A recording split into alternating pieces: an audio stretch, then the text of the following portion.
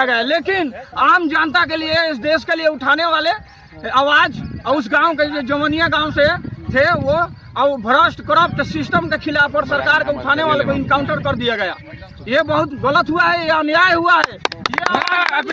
ये क्या समझते हैं? ये आवाज नहीं दबेगा। आज मेरे साथ भरत तिवारी को मारने वाला और उनका फ्रेंड एक छपरा जिला में मौजूद है और वही भरत तिवारी जिनको आरा में हत्या कर दिया गया, इनकाउंटर करा दिया गया। वो गरीबों बेरोजगारों के लिए आवाज उठाते थे। जवनिया गांव में करोड़ों रुपया का घोटाला हुआ था, उनके लिए आवाज उठाते थे और वो भगत सिंह को मारने वाले थे और साथ साथ में गांधी जी को भी मारने वाले थे। आज मेरे साथ एक युवा मौजूद है जो भरत तिवारी को मानता है, साथ में भगत सिंह को भी मानता है।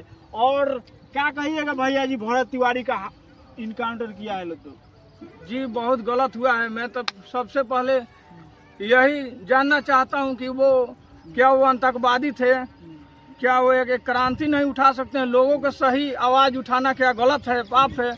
जवनिया गांव में देखिए पहले कितना का घोटाला हुआ है, कितने जनता वहां से बेघर है, बिजली कनेक्शन नहीं है और वो सरकार के खिलाफ या सिस्टम के खिलाफ लड़ते थे, तो उनको आवाज को क्यों दबा दिया गया?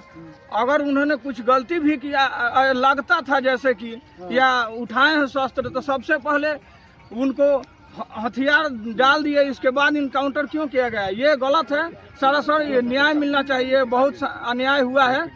क्या समझते हैं कि इतना सारा युवा है, देश का आवाज को दबा देंगे? ऐसा नहीं हो सकता। आप नहीं जानते हैं कि उस जमाने में भी क्रांतिकारी पैदा होते थे, भगत सिंह, चंद्रशेखर। आज हमारे देश में देखिए कसाब भी था, उतना सारा हत्याएं था उसके सर पर 150, फिर भी उसको ये लोग बिरयानी खिलाया था, उसको कितना दिन जेल में रखा था, लेकिन उसको इनकाउंटर नहीं किया गया। लेकिन आम जनता के लिए, इस देश के लिए उठाने वाले आवाज और उस गांव के जो जमनिया गांव से थे वो और भ्रष्ट करप्ट सिस्टम के खिलाफ और सरकार के उठाने वाले को इनकाउंटर कर दिया गया। ये बहुत गलत हुआ है, ये अन्याय हुआ है। ये आवाज है, क्या समझते हैं? ये आवाज नहीं दबेगा। ये युवाओं का ये सोच को दबा रहे हैं, अपने सोच को मारा है। सोच नहीं मर सकता कभी भी। क्रांतिकारी आज भी है।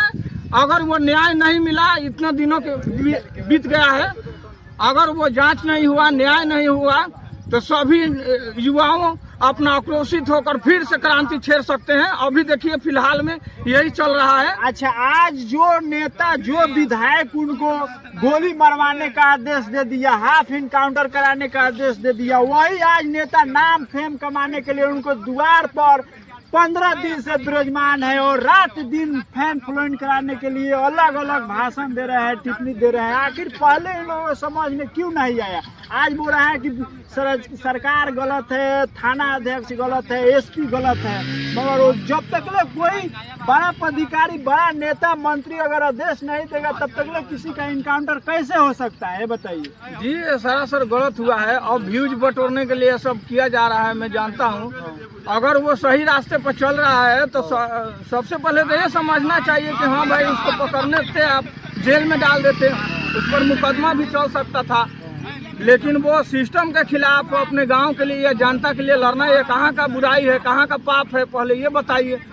सरासर गलत हुआ है। ये पुलिस वाले जो हैं, इनको कोई इशारा दिया होगा तभी ये इनकाउंटर किए हैं, नहीं तो नहीं हो सकता। अब तो यही चाहते हैं कि न्याय मिले। सभी जनता, युवाओं जाग चुका है। अगर न्याय नहीं मिला, उन लोगों को 2-3 को फांसी नहीं हुआ, तो समझ लिए ये आवाज दबेगा नहीं। सरकार भ्रष्ट करप्ट समझ लो, तुम्हारे को उखाड़ कर फेंकेंगे। चलिए।